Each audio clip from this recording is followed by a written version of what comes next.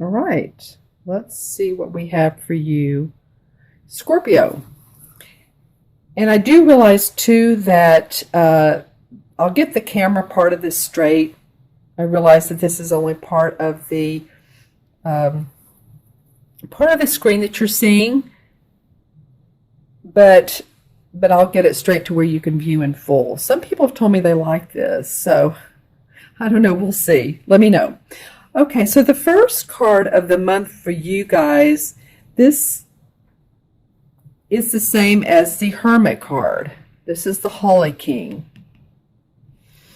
All right, so feeling like some of you Scorpio, by the mid-month, you're going into your inner intuition. You're going deep. That's what it feels like. Because I'm looking at this card here, and some of you may have been worrying, staying up at night, maybe crying, maybe sorrow. There's some light out here of hope.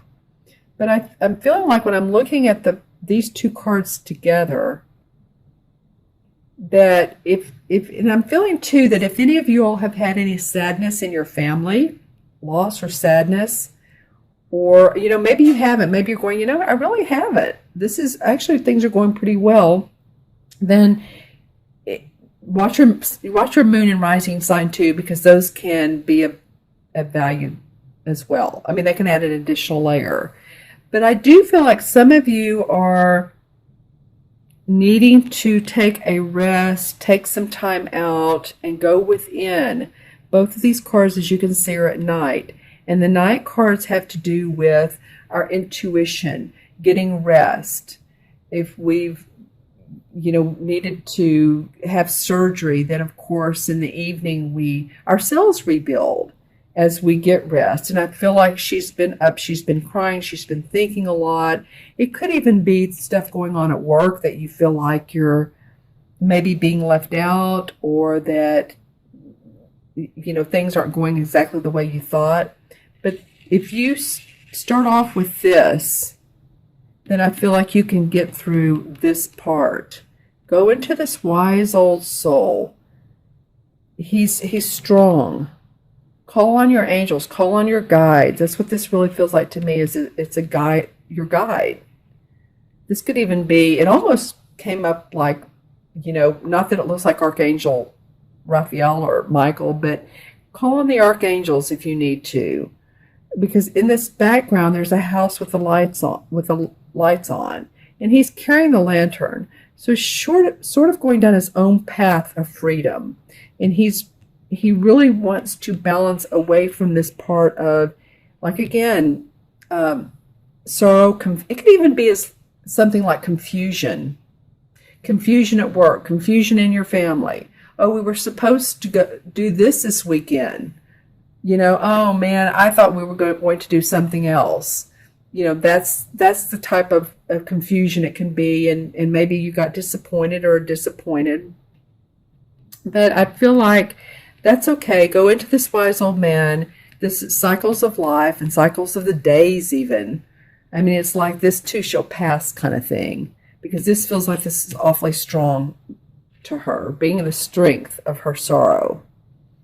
All right, and then we get to the third card, and this is the Harvest in reverse. So this is about you're still needing, things aren't quite there yet of what you're looking for. This is a deep month for you guys, Scorpio. Interesting to me, because then I'm seeing the last card. So this feels like, yes, it's going to be positive in some ways, but I do feel like there's a lot of inner stuff going on within you.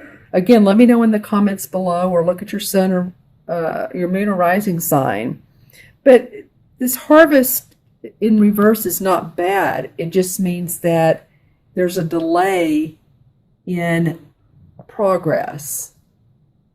And I'm trying to remember the first of your the first part of the month, because it felt like that you all were moving forward. So it could be that, if there's a delay in your work, or in a contract with another person, or you're not getting paid what you should be, that don't worry, because this will go straight up. This will become it will look like this. All right. So it just feels like it's a delay for you, money-wise, relationship-wise. Okay. And then your fourth card of the month is the Three of Swords. This word is the same as swords in traditional tarot.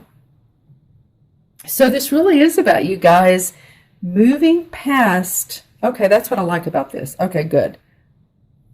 This is normally in the traditional tarot cards, this is the heart with the Three Swords. And that card is not a negative card. It just feels like, yes, there has been some heartbreak, but you're moving past it. So when this card is below this one is below.